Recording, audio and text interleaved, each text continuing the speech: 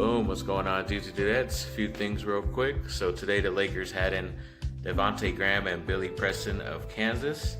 Both guys I'm really high on, especially DeVonte Graham. I think he's a point guard, shooting guard in this league and could definitely help out any team right away. Even though he's a 4-year player, he is older, but that just means he's more experienced and ready to go.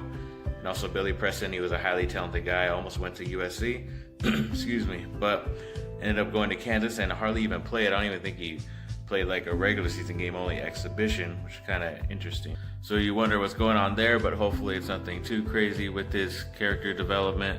So then we also have Landry Shamet, or Shamet, I don't know how you say that last name, from Wichita State. He was one of the best shooters out in that conference and for that team the past few years. So he's kind of interesting to look at, especially for a shooting guard, point guard position that Lakers are obviously looking for.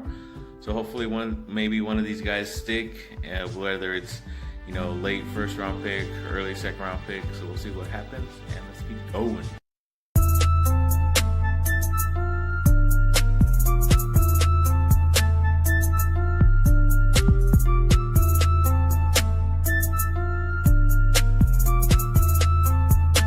Okay, and in my opinion, the Chargers surprisingly signed a tight end named Austin Roberts. He went undrafted coming out of UCLA.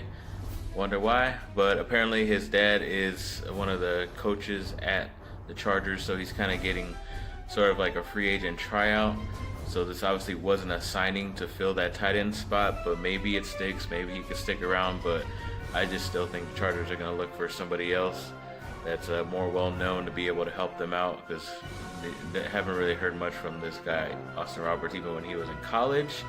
And then for at least the first 4 games for USC are scheduled. The first one is obviously on the Pac-12 network because it should be a cupcake game against UNLV at the LA Coliseum, but you never know. Should be interesting, but I hope it is a blowout win. Then you also have Stanford on the road on Fox, as well as next week Texas on the road at Fox. So both should be like around 5 o'clock, 1 o'clock maybe. So those are definitely primetime games, everybody to watch and see, and hopefully that is a Texas win in Texas. That's going to be a pretty big game. They're very early in the season. And then there was the other game, Washington State, which should be at USC this year, scheduled as well. So we'll see what the rest of the scheduled times coming out for USC are, and hopefully they are in favor of my USC Trojans.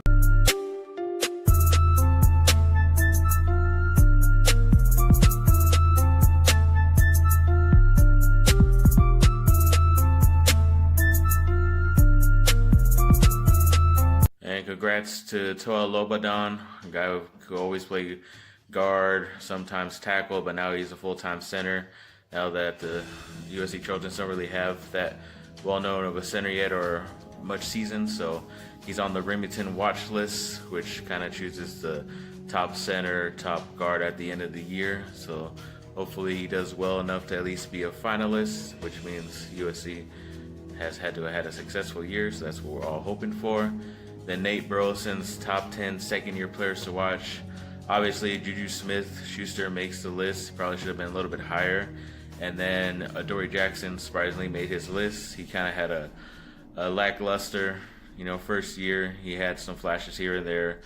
Obviously showed that he has some work to do in his coverage skills, but I just think in that system, especially with Mike Vrabel being the new head coach, he will be able to become a lot better defensively. And hopefully he shines in his second year. And Elijah Weaver, all these 3 incoming freshmen got their new numbers today. So he's the number 3. Kevin Porter Jr. is number 4, and Jaron Brooks made it to number 33 jersey number. So we'll see how they do. Hopefully they can contribute. I think first 2 guys, obviously, just because they're guards and small forwards. So usually at USC with Andy Enfield, he uses those guys way more often than he would with power forwards or centers.